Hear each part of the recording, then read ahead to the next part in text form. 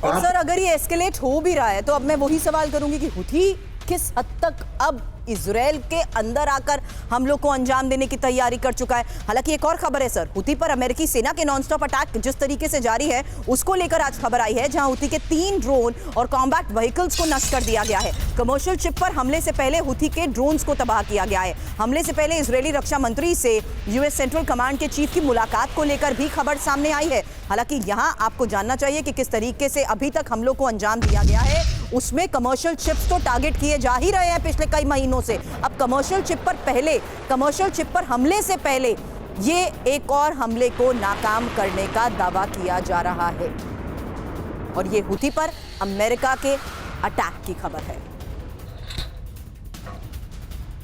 Houthi के हमलों की बात हमने की है, लेकिन हुथी के साथ साथ हिजबुल्लाह के हमले को लेकर भी आज खबर आई है। और आपको बता दें, इजराइल पर हिजबुल्लाह का 50 से ज्यादा रॉकेट अटैक को लेकर खबर है। हालांकि गलीली से गोलान हाइट्स तक रॉकेट अटैक को लेकर खबर आई है। कई इलाकों में रॉकेट अटैक से आग लग चुकी है। इजरायली डिफेंस की तरफ से तो दावा किया जा रहा है कि कई रॉकेट्स को मार गिराया गया है। और ये एक इंपॉर्टेंट बात है कि किस तरीके से हर बार दावे इजरायली डिफेंस की तरफ से भी किए जाते हैं कि कई रॉकेट्स को मार गिराया गया है, लेकिन हकीकत यह है कि ज्यादातर इलाकों में जिस तरीके से रॉकेट अटैक को अंजाम दिया गया है उसके बाद जगह जगह लगी आग की ये तस्वीरें सामने आ रही है, जहां गलीली से गोलान हाइट्स तक रॉकेट अटैक को लेकर खबर आई है। एक दो नहीं बल्कि हिजबुल्लाह के 50 से ज्यादा रॉकेट अटैक हुए हैं।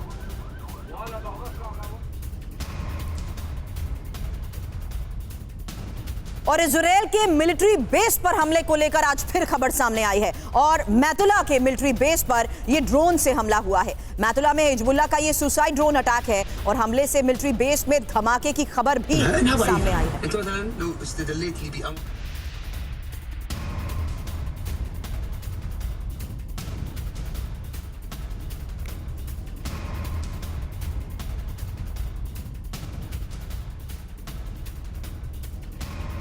एक्सपर्ट्स ने थोड़ी देर पहले एक बात कही थी कि इजराइल को पूरी तरीके से वल्नरेबल कर चुके हैं और इजराइल की इसी स्थिति को देखते हुए आज की ये 2 तस्वीरें भी जरा देखिए, क्योंकि यहां एक तरफ हुथी ने हमले को अंजाम दिया है, दूसरी तरफ हिजबुल्लाह की तरफ से हमले को अंजाम दिया गया है। खबर यही है कि इजराइल पर यह डबल अटैक हुआ है और बहल सर, इजराइल को इतना वल्नरेबल करने के बावजूद अब ये सवाल मैं इसलिए दोहरा रही हूं, अभी तक हम समझ रहे थे कि इजराइल किस हद तक जाएगा। इजराइल तो हर फ्रंट पर तीनों का मुकाबला कर ही रहा है, लेकिन अब हुथी किस हद तक जाने को तैयार है, सीधे इजराइल के अंदर टारगेट कर रहा है। हिजबुल्लाह लगातार अभी तक हमलों को अंजाम देते हुए बड़े स्तर पर इजराइल के अंदर आकर वार कर चुका है।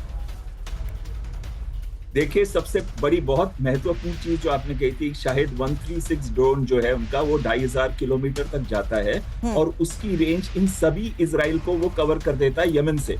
और दूसरी चीज जो आपने बहुत महत्वपूर्ण अभी कही कि अगर हुथी अपनी कैपेबिलिटीज बढ़ा रहा है तो इजराइल के पास क्या विकल्प है। इजराइल के पास विकल्प अभी बहुत कम होते जा रहे हैं। उन्होंने गाजा के ऊपर 11 महीने से अटैक करते हुए अभी भी गाजा के अंदर भी आईडीएफ फोर्सेस को हमस टारगेट कर, उसके बाद जो आता है उनके अटैक जो वेस्ट बैंक पे चल रहे हैं, वेस्ट बैंक को वो गाजा बनाना चाहता है, वहां के टनल्स भी उसने पकड़नी शुरू कर दी हैं।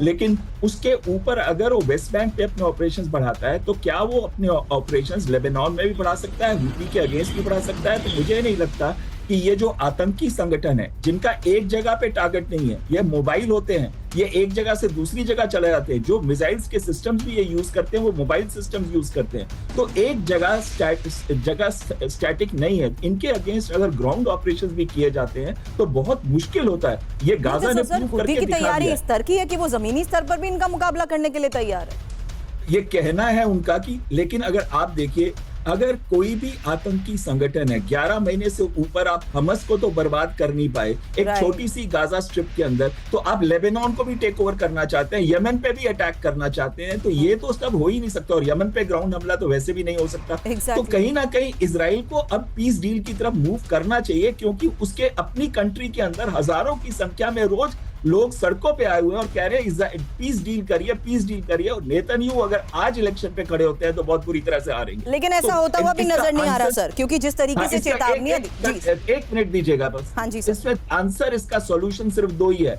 पहले पीस डील की तरफ मूव करिए, फिर 2 स्टेट सॉल्यूशन की तरफ मूव करिए। अगर वो नहीं मूव करते इसकी तरफ तो ये प्रॉब्लम हमेशा के लिए रहेगी। ओके, लेकिन ऐसा हो क्यों नहीं पा रहा? चलिए आगे इस स्तर पर सवाल करूंगी प्रोफेसर अमिताभ आपसे, लेकिन उससे पहले हिजबुल्लाह ने इजराइल को बड़ी चेतावनी दे दी है। आज की एक और बड़ी खबर सामने आई है जहां इस चेतावनी में साफ तौर पर कह दिया गया कि इजराइल ने युद्ध शुरू किया तो विनाशक अंजाम, जंग हुई तो इजराइल में और लाखों लोग विस्थापित होंगे। Hezbollah second in command Naim Qassem की तरफ से दी गई चेतावनी को लेकर यह खबर है। ये चेतावनी आखिर है क्या? इंफॉर्मेशन आपके सामने रखूंगी, क्योंकि इजराइल ने अगर युद्ध शुरू किया तो विनाशक अंजाम, और ये जो चेतावनियां सामने आती हैं इसी आधार पर एक्सपर्ट से हम ये सवाल करते हैं कि आज की ये ग्राउंड रियलिटी क्या संकेत देती है? किस हद तक इन चेतावनियों के तहत इनकी आगे हमलों को अंजाम देने की तैयारी है? किस हद तक ये हमलों को अंजाम देते हुए अभी फिलहाल ये जो ग्राउंड रियलिटी है उसमें विनाशक अंजाम भुगतने के दावे करते हैं? क्योंकि इजराइल पर जिस तरीके से हमलों को अंजाम दिया गया है